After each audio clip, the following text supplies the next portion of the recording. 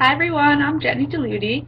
I'm so honored to be part of this beautiful project, Li'iloi Nishmat Sarah Rivka Bat Harav Nachum Umindel, Sarah Lamdrach.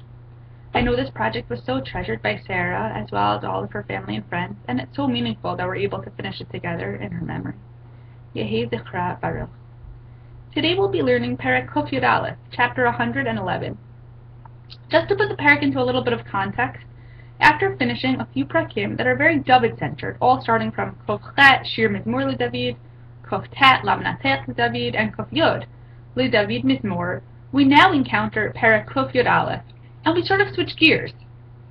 In Rav Hirsch's words, from here until the end of the book of Psalms, we have before us, for the most part, chapters of an instructive nature. So before we delve into the Perek, it's just structurally important to keep in mind that we're switching gears from the narrative of some of the other parts of Tehillim to instructions, to lessons. It's interesting that this Perek is one of the few prakim of Tehillim that we'll see goes in alphabetical order.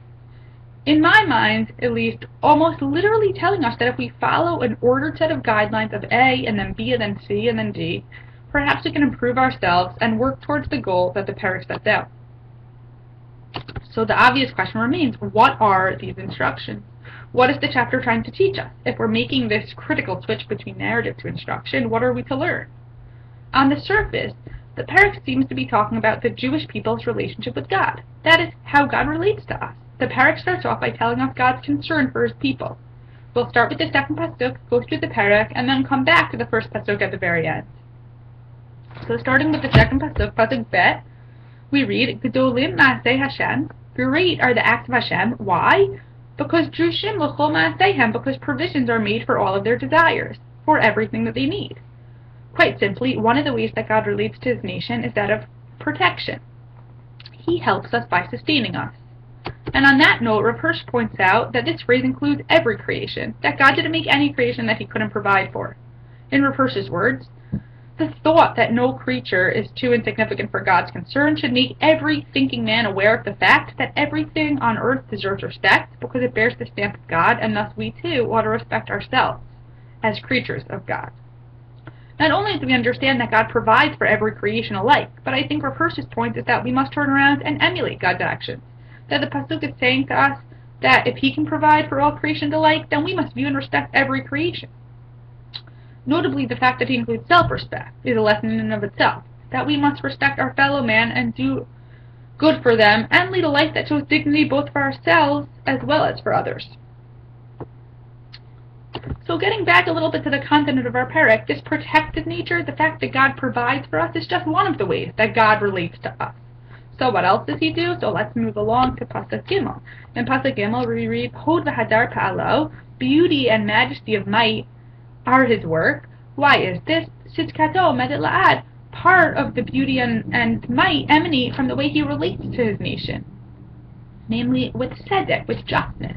And the next pasuk we continue, Zecher asa leniflotav. He has established a memorial for His wondrous works. Chanon v'racham Hashem, that God by His very nature is merciful and kind to us.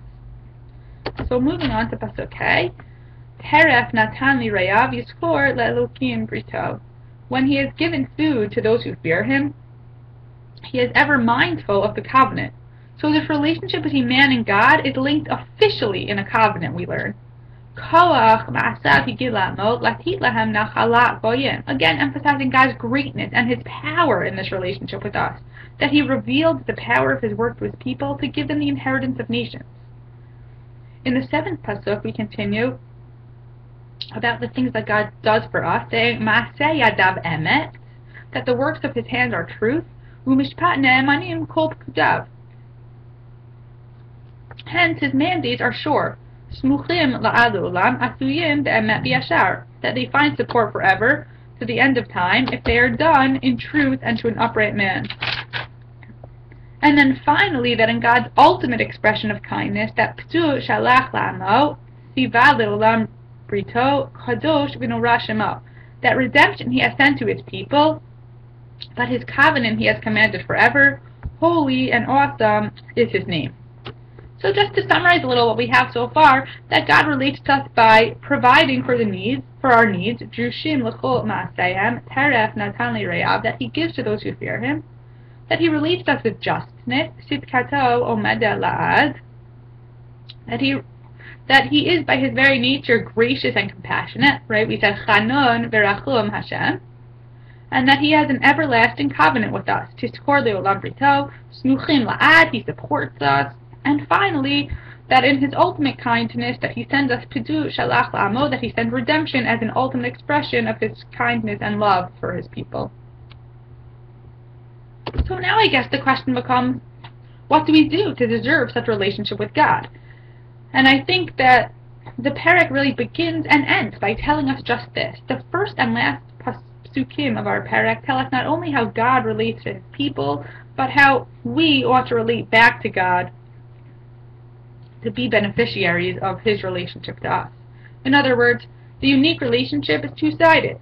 And it can certainly be thought of as telling us that the Perek is sort of bookended by the roles that we as God's nation play in a relationship towards Him. So the first of these bookends in the pasuk is pasuk Aleph, the very first pasuk of our Perek, which says, Hallelujah, Odet Hashem b'chol levav, b'sof yisharim ve'edah. I will praise God with all my heart amongst the circle of upright men. I think the first thing that defines this relationship between the people, us, and God is recognition and thanks. An understanding that God is providing us with sustenance, with a just and compassionate world, and that in return we have to communicate to Him with a certain amount of gratitude. Odet Hashem, to thank God.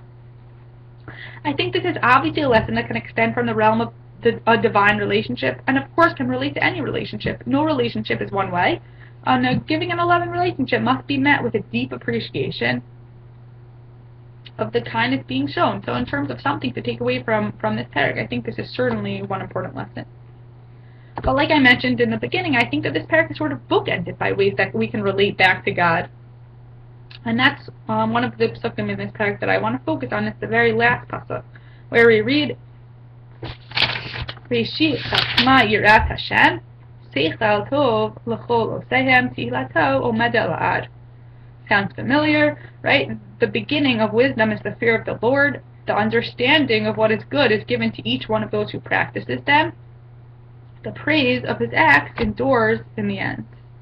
So we say this pasuk every day when we wake up, but what does it really mean? Perhaps the second way that we have to relate to God, if we want a relationship with Him, is yirat Hashem, to fear God. And as your first points out, a prerequisite for chachma, for gaining knowledge of God, perhaps is yira, is fearing God. So on one hand, to appreciate what God has done for us, and on the other hand, to fear Him. And we have to approach God with sort of this dual understanding, with a sense of graciousness and appreciation, of perhaps understanding that He's immanent, that He's here, He's in this world, and He's reachable, and that we can thank Him because He can take care of our basic needs, but at the same time, to step back and understand that God transcends this world, that He's an entity to in some way be feared, and that it's this recognition that in some way helps us gain a certain level of chachma, of wisdom. But there's a higher level than chachma in this pasuk that we seem to be striving for. The pasuk seems to be striving for seichal tov, of knowing what's good. Perhaps of knowing the deeper meaning beyond the just chachma facts, perhaps. Now it's interesting, who gets seichal tov? Who gets to attain the infinite wisdom of God? Is it those who philosophize and speculate on yirat Hashem, on what chachma means? So as the Gemara in Masechet Brachot says, L'lomdeihem lo ne'amar ela le'osteihem. The ultimate ability to know the good in the world comes only to those who act. Seichal tov l'chol osteihem. Seichal tov is attained by the doers. In Rav Hirsch's words, to those who not only know, but those who make yirat Hashem and chachma the content of their lives. The people who act.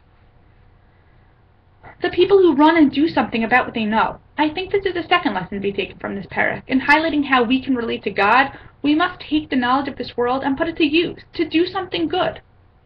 And in that way to attain Seichal Tov. And honestly, when I read this pasuk, I immediately thought of Sarah. Sarah was always doing something. Everything always had a reason. Even if she was just telling a joke, it was to make somebody happy. And I think that this is really an attribute that we certainly can strive to emulate, not only to learn about things, but also practically to do things to help and sustain others.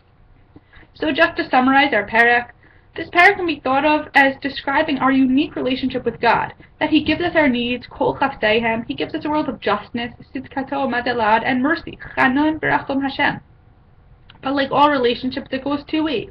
And so in return, we must act in two ways. First, we must be odet Hashem b'chol livav, to appreciate what God has given us.